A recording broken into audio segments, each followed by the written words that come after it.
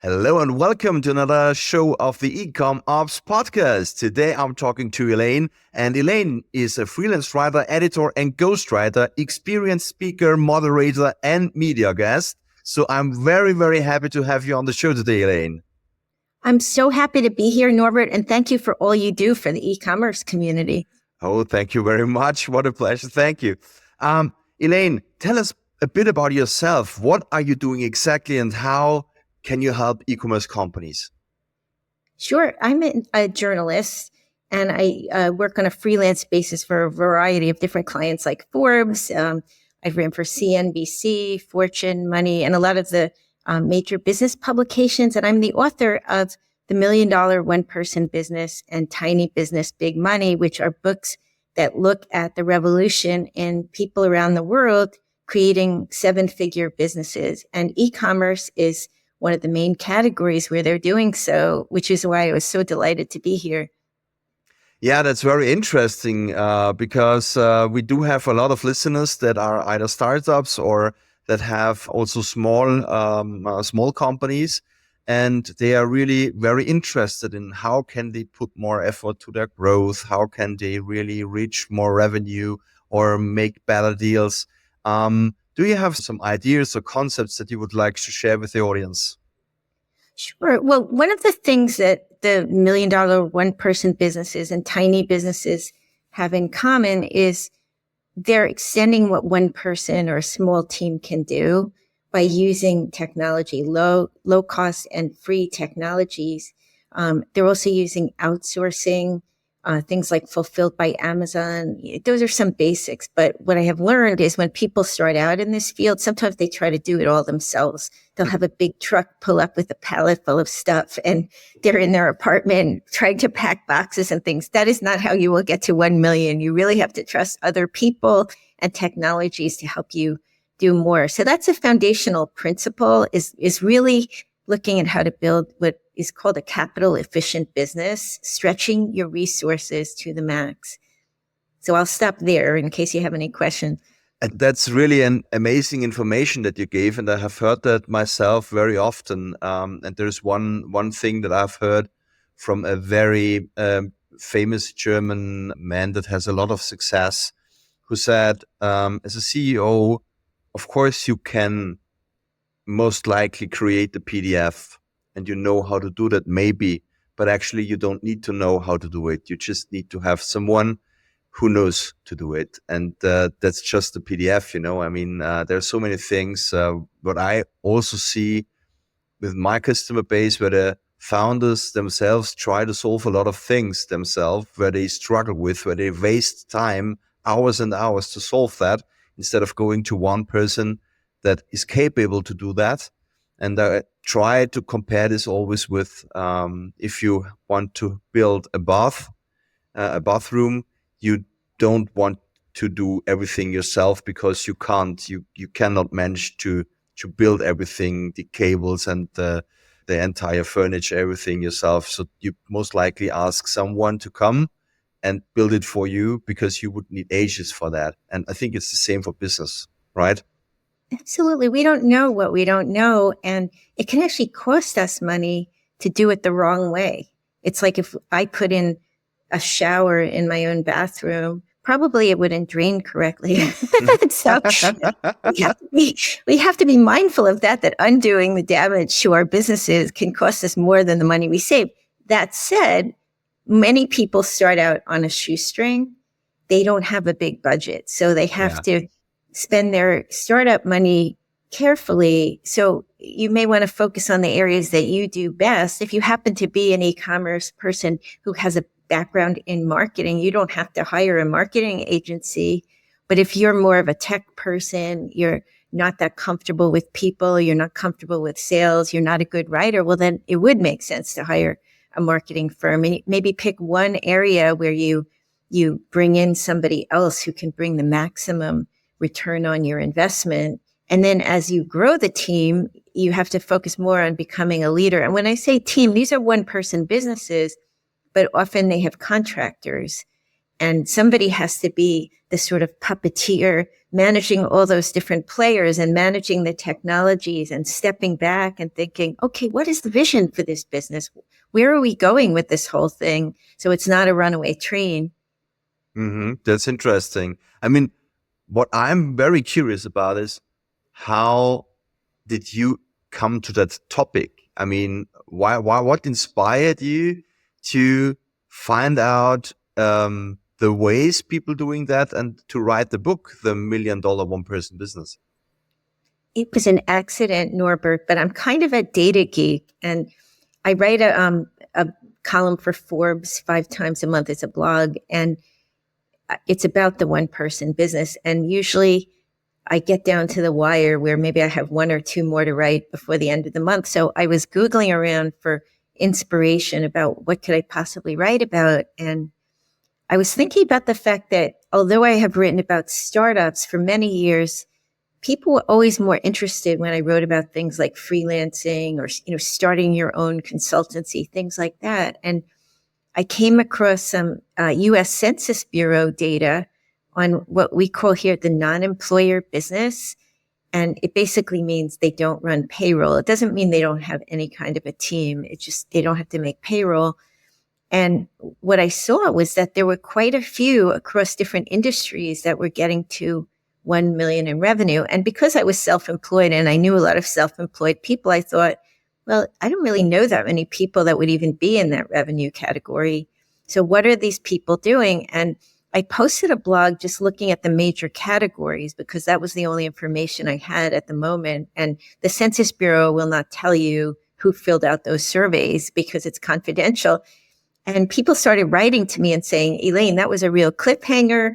You didn't tell us what they're doing. You just told us the industry. So I wrote to the readers of Forbes and I said, if you're one of these businesses, people are really curious. And over about a year, I heard from 5 of them. And I came out with a post where I profiled them. And one of them was Alan Walton, who started an e-commerce store called Spy Guy, where they sell, they're called nanny cameras in the US. It's to keep your children or elderly people safe.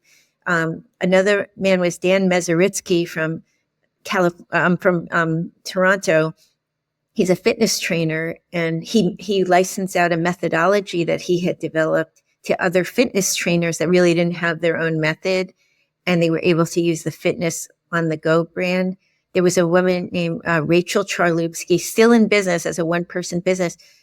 She was providing babysitting services to professional sports teams. So if somebody was competing, their spouse could go watch the game, and it was very high-end on site. She managed it from a BlackBerry at the time. I don't think the BlackBerry even exists anymore. And so on. One was like a personal financial planner who had a newsletter. And that post went crazy viral. I remember I had a BlackBerry at the time, and it was sitting on my desk, and I'm looking at it. It was almost vibrating off the desk with all the emails and texts coming in from people who tracked me down, and they wanted more information. So every time I heard from one of these people, I would write another profile. And over time, I built a body of work just because I was really curious about it. And a literary agent, Leila Campoli, at Stone Song, reached out to me, and she thought this would be a good book. And it was kind of in the back of my mind, but I didn't know how to go about doing it. And so we teamed up and we sold it to Random House. And that was what kind of touched off this whole movement, as I like to call it. It's very, very interesting how you came there. Very, very, let's say, close to the market and to the people. So really, really cool info. What I have seen is you have been featured on major media platforms like CNN or the Time Forest show, and you have a lot of media exposure, and that influenced your business, I think. You've highlighted in your books. What tips would you give small business owners wanting to attract similar media attention? Well, I am a journalist. I was a staff editor at Fortune Small Business Magazine, so I have a leg up on people that are not in the media. But I think focusing on value is the most important thing. Yeah. Focusing on really knowing what you're talking about, doing the hard work of the research, thinking about what would be useful to other people. That's something you don't have to be a journalist to do. Why do I share stories of other people who are building businesses? It's because people learn best through peer learning. And if you see an everyday person like yourself accomplishing big things, it's kind of like the 4-minute mile. It lets you know that you can do it too. So part of it is also finding truthful ways to keep other people inspired, because life is hard. We all need inspiration to keep going. And sometimes we can forget that it's possible to hit these marks and it's possible to have the results that come with it. I mean, one of my focuses is really on living the life you want. I have 4 children, and I came to starting my own business because I wanted to be home when they came home from school. But I'm also a person who has a lot of ambitions. I want to help other people. I love the work that I do.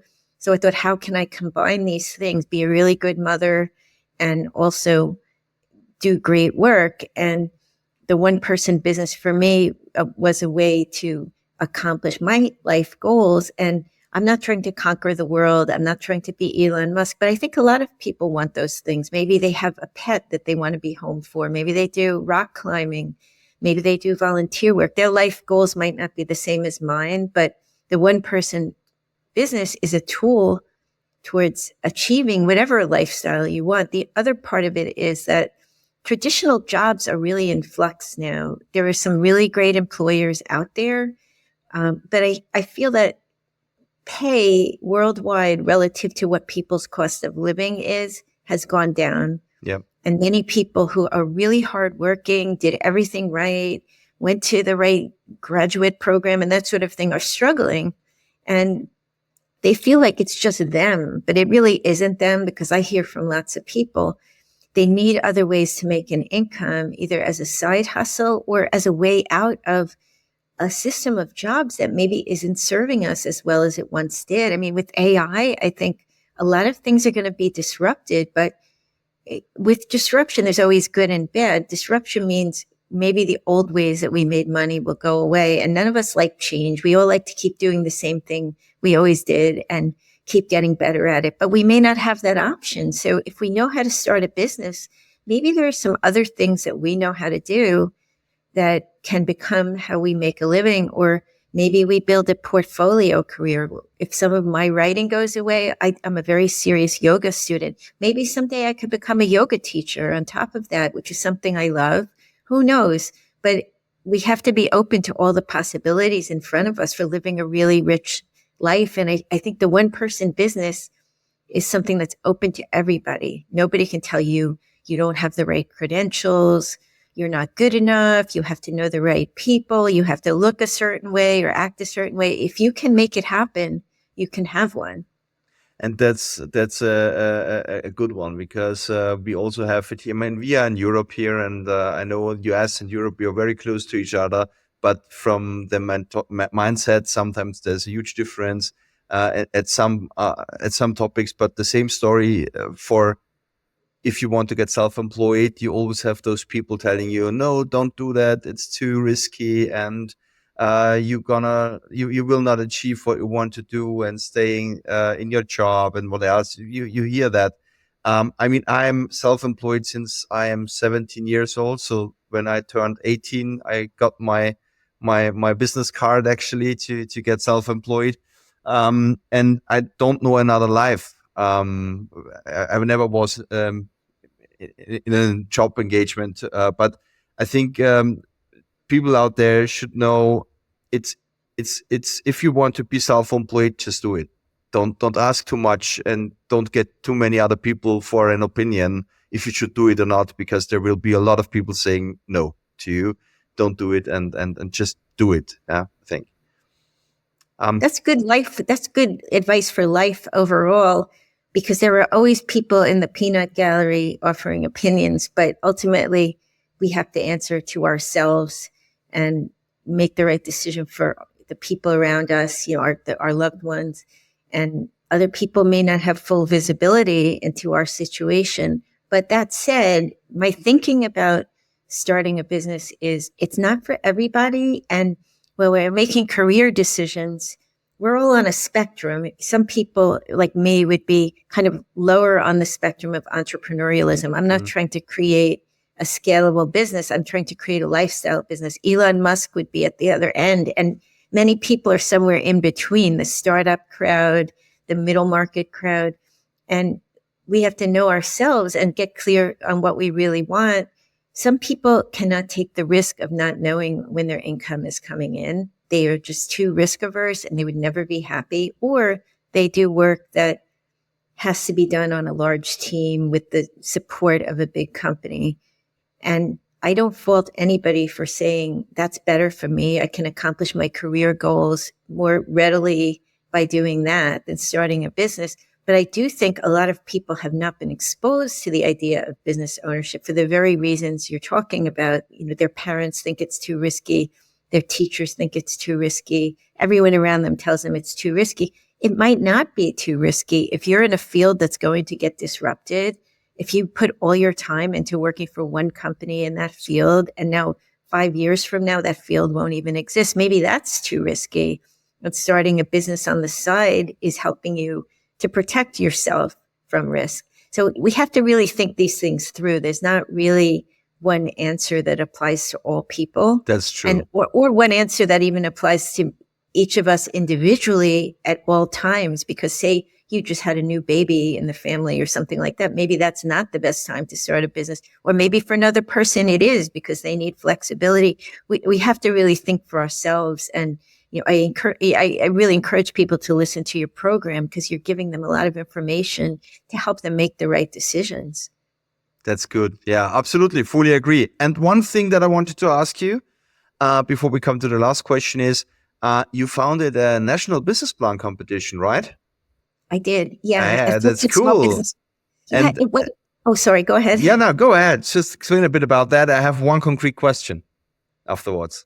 Well, it was at Fortune Small Business Magazine, and I ran it for 5 years. It was an all-star competition between the best business plans from every major business school. So, for instance, Harvard would submit one, Columbia University, University of Florida, whoever it was, and then they all competed against each other. And we had judges like Ann Winblad, the famous venture capitalist, Kay Koplovitz. And so I had an opportunity to learn from them what they thought would make for a successful business in the future. And do you want me to tell you what it was? Yeah, this was the question that I had in my mind.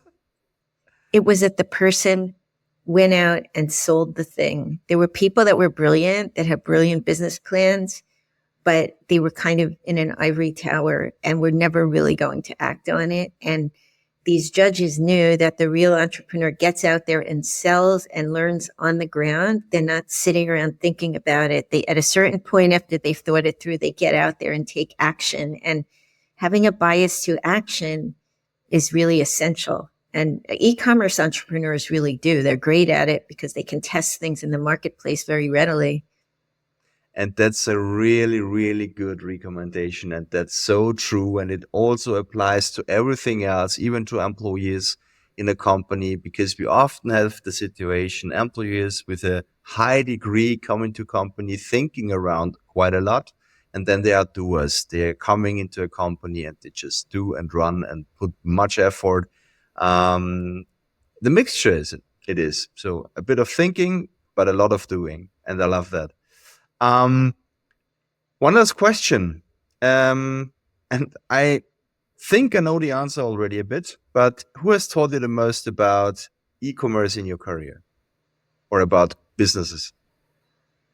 Wow. I can't say that there was any one person, but there have been several entrepreneurs in my books. Laszlo Nadler, who's in the $1 Million One Person business, he worked at a big bank as a project manager and wasn't really happy with the lifestyle.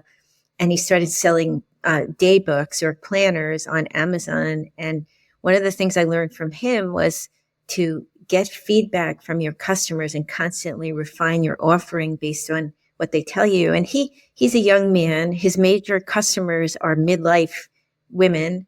So he didn't have that much in common with them demographically, but he was a good listener. And I think just that lesson about listening and not going in with a predetermined feeling about how things have to be is really important.